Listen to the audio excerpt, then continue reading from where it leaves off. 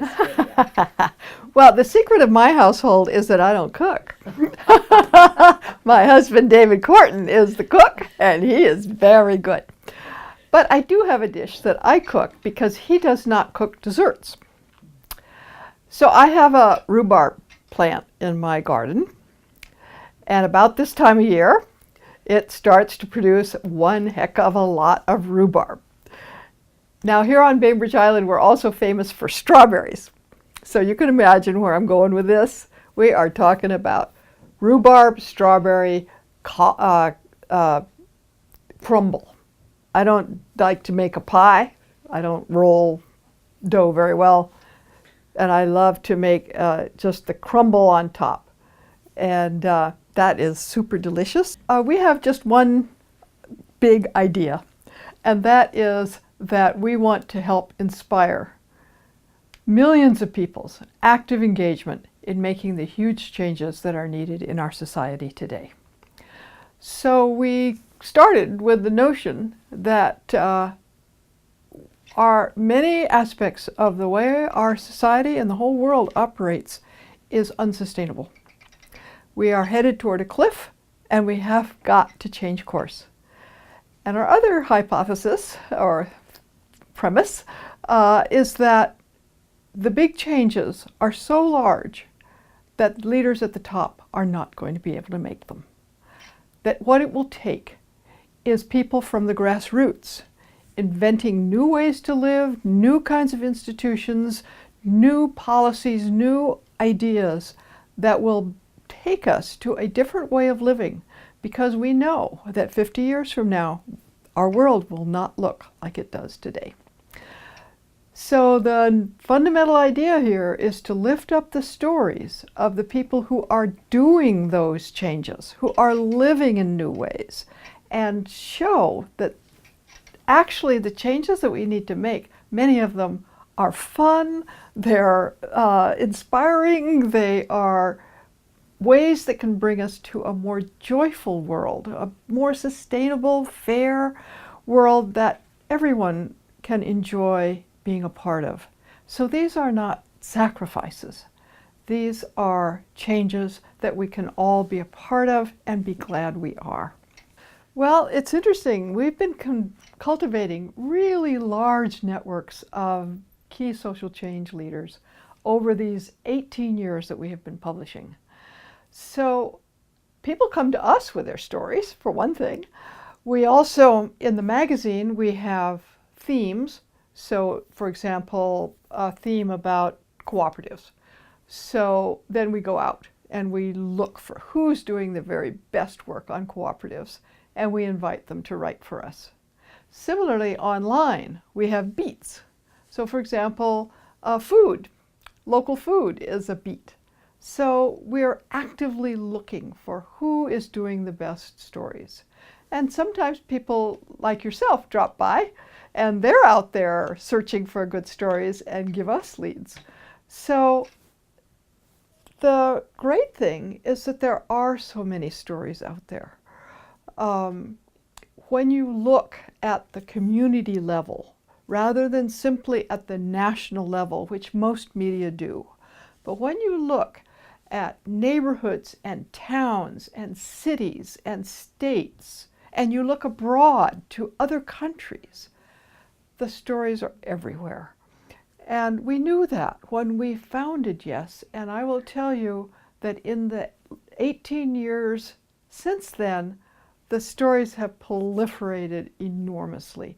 Many, many people, including young people, know that there's got to be a different way of living, and they're eager to be part of it. So, for example, here's an issue of Yes, go local. Well, when we were publishing the ideas of going local early on, that was kind of a fringe idea. And of course, as you well know, and many of the people that will watch your video know, this is not a fringe idea anymore. This is a mainstream idea. And so the manifestations of that idea are everywhere. So that's just one example. Another example is the one I mentioned about cooperatives. Cooperatives were, I think, 15 years ago, thought to be kind of a dead idea. They weren't dead. They're actually very large cooperatives in our society, and about 141 million people belong in some form to some kind of cooperative. So they're far from dead, but the idea was kind of dead. It is no longer dead. People are so fed up with the Wall Street banks and the huge corporations that discovering alternatives. How can we organize in ways that treat workers fairly, that are part of a community, that contribute not just to a financial bottom line, but to a community spirit? Those are things people are looking for actively now. And so when we published this issue on cooperatives, it was incredibly popular. People just were eager to help spread the idea that there are options to this predatory Wall Street system that is so dominant today. Well, one of the things I love about Yes is we lift up leaders that most people have not heard of. So we did this issue on the Breakthrough 15. And this was, we did a nationwide search. We asked leading famous people to name people who were less famous, and came up with 15 absolutely remarkable leaders that most people would never have heard of. So for example, the gal on the cover here is May Boev. Her boss is Bill McKibben. All right, everybody knows Bill McKibben, 350. But who are some of the people behind Bill McKibben who really make the thing work? Well, May Boev is one. So that would be an example, and there are so many others here. Here's Henry Red Cloud. So Henry is doing solar on the Pine Ridge Reservation. So that's a hero that Naomi Klein nominated. Now, lots of people have heard of Naomi Klein, but not very many people have heard of Henry Red Cloud. Another example would be Lily Yeh. So Lily does art in devastated places. And again, not too many people know Lily Yeh, but we lifted her up as one of our Breakthrough 15, and she was nominated by Terry Tempest Williams, who more people would have heard of her. Nipun Mehta is another of our heroes. He established something called Service Space, and lots of people may have heard of his efforts to spread the idea of pay it forward, where maybe you pay for somebody else's bill in a restaurant, or pay a toll as you go through a car toll. You pay the car behind you, to kind of emphasize the altruistic and generous spirit that actually most people have. So those would be examples of some of the heroes that we lift up. And of course we do that with every issue. And I just love that in telling these stories, our readers can see themselves in that. It's sometimes, you can't think of yourself as being like President of the United States or something, but you can see yourself in these kinds of people. People who are doing things often at a local level, maybe not at a massive scale, but still contributing in significant ways that begin to help create a shift in the culture, a shift in the very way we think about ourselves. So those are some of the themes that I've been delighted that I could be part of an organization that helps spotlight these kinds of people, these kinds of ideas. I think Yes has been very instrumental in helping actually name and give a tangible sense of what the new economy is. So This was an issue that we published in 2009, where we actually named the notion that there is a new economy emerging. And now we have many organizations that have new economy in their name. You see them, panels on the new economy, speeches on the new economy, books on the new economy. Dave Korten, of course, has been very instrumental in that. And then, yes, has helped both magnify that set of ideas and also give it a tangibility that if you just talk abstractly, it's kind of hard for people to really get. But in our issues of Yes, we of course always tell real stories of real people doing stuff on the ground. Dave and I have lived all over the world. We've lived in Africa and Latin America and Asia. And then we came back to the United States in 1992, where I worked at the Ford Foundation in New York City. And I had a kind of interesting emotional trajectory as I worked there. My portfolio of grants was in sustainable community-based forestry. And what I found is that when I was sitting in New York, reading the New York Times, listening to NPR, talking to colleagues, I would get more and more depressed. It just felt like there's no way out. This was a period when the US passed NAFTA. We joined the WTO. My experience overseas told me, oh my God, those are terrible things to do. And then I would go out to the field. I would go to small towns that were in forested areas, and I would meet the most inspiring people. People who could see that there was a way that they could practice sustainable forestry that would support their community. It would support jobs, you would have a healthy environment. There were ways to harvest that would do that, and then to create products right on the spot where you would add the value that would give the kind of jobs that allow people to stay in their communities. So these were people, it seemed to me, that were really carving the way to the long-term future that we need.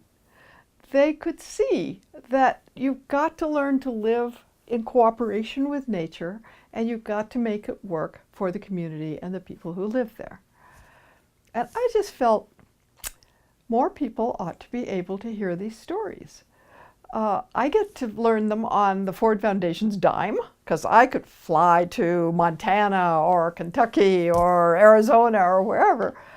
But most people can't do that, and they don't have the time, and they wouldn't know where to go in the first place. So when I got invited to come and head this magazine, which was very small and unknown at the time, it was just 2 years old, I just felt that magazine is doing what I'm talking about. Maybe I could come there and help it grow. So of course my husband David was involved in founding it. So I was following what that magazine was doing, but I was not involved at all. And when I was invited by the editor, Sarah Van Gelder, to come and head the organization, it just took my breath away.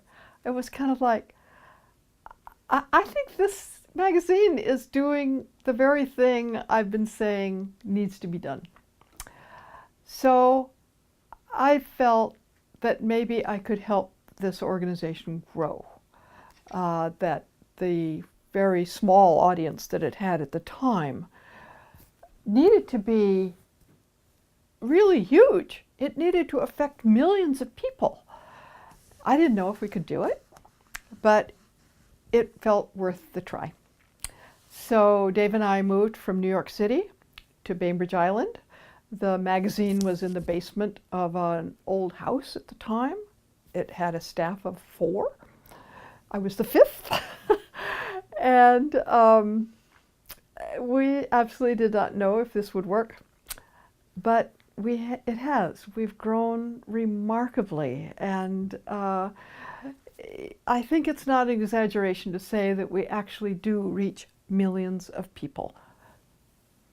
Hundreds of thousands directly, and then the millions come from all the media that repost our materials, reprint them, speakers who draw on them, etc.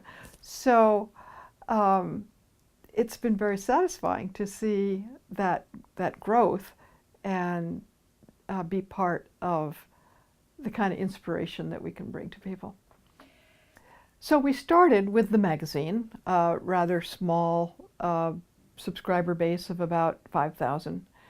And now every quarter we print about 60,000 copies of the magazine that go out all across the country to subscribers, to newsstands, and some that we give away to activist groups that are active on the very issues that we write about.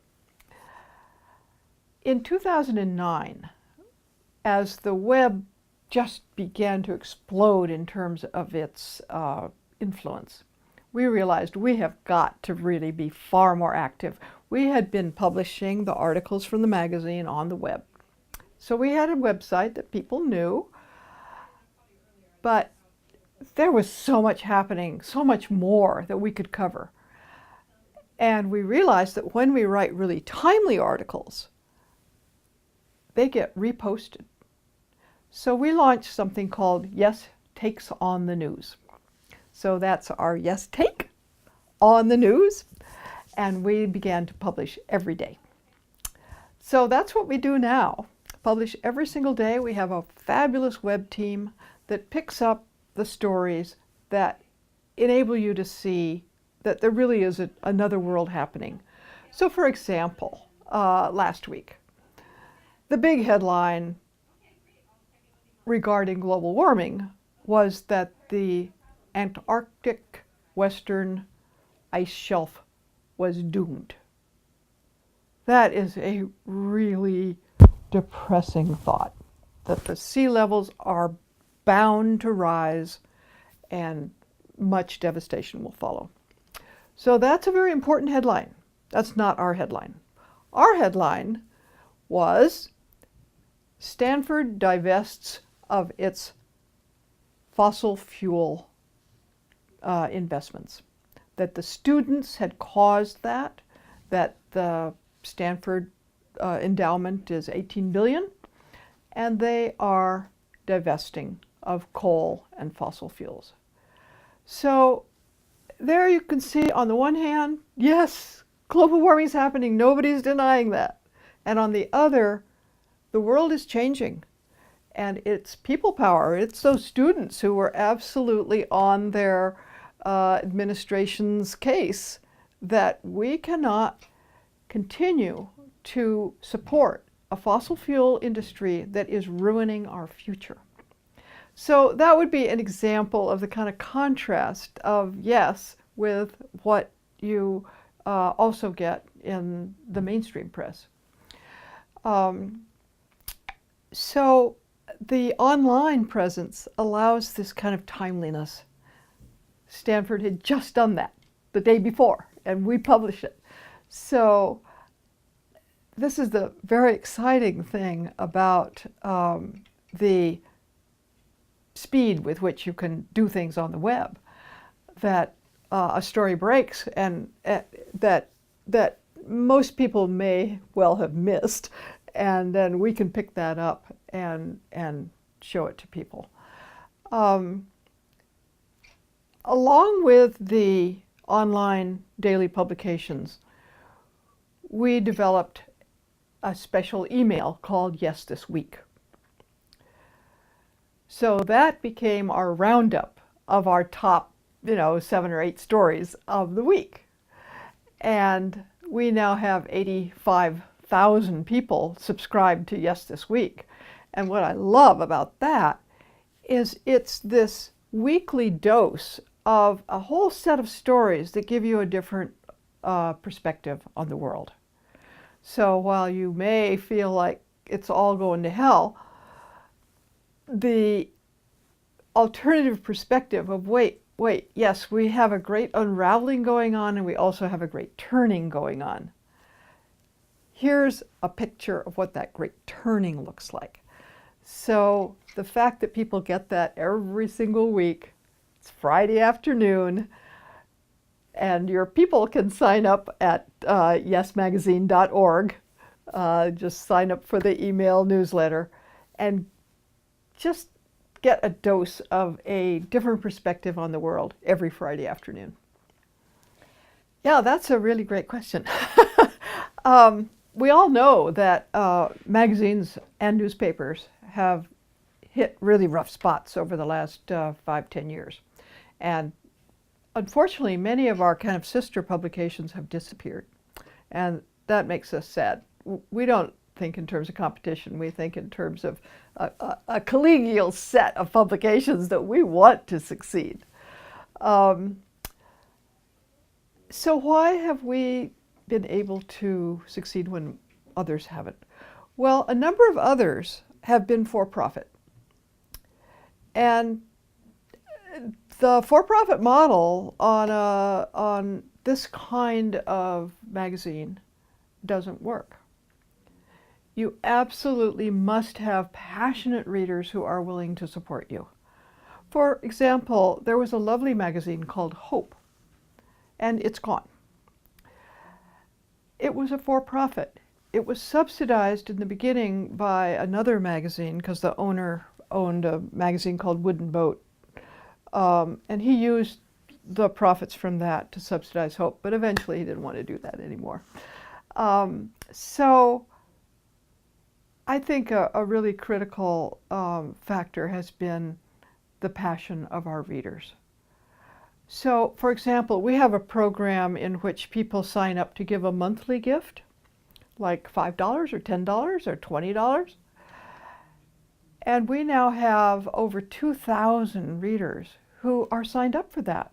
So every single month they are contributing and providing this kind of sustainability. We have some foundations that have been very helpful to us. We have major donors. We have a set of people, about 200, that we call Founder Circle, who give $500 or more per year. And it is the combination of that along with sales. So subscriptions, of course, cost money. And people can buy other things from us, such as posters and canteen and tote bag and stuff like that, and books. David Korten's books have been very popular on our website. So the combination of sales, individual donations, and some foundation support, that diversified base has allowed us to survive and thrive even when other publications are suffering. Now, the other big secret here is that we don't take advertising. So the thing that has killed off other publications has been that their advertising has shrunk. Well, we never had it in the first place. So it wasn't our model. We went for the nonprofit model.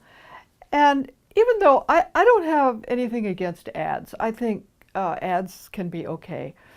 But the fundamental ideas of Yes were about low levels of consumption. So the idea of having, a lot of ads for things just didn't kind of quite fit with who we are. And our readers have really appreciated that, because Yes Magazine is not cluttered. You open up Yes Magazine and you get stories. You don't get a bunch of ads. So, this is the way it looks. And on the inside cover of most magazines, you will find an ad. This would say vodka or something. We don't do that. So that's a difference that we have from some of our colleagues that have not fared as well. We've kind of recognized that it's the passion of our readers that, in the first place, is about our mission, right? if they're not passionate about what we write, they won't act on it, and the world will not be shifted the way we think it should be. So on the one hand, engaging the passion of our readers is our mission, and on the other hand, it helps us financially.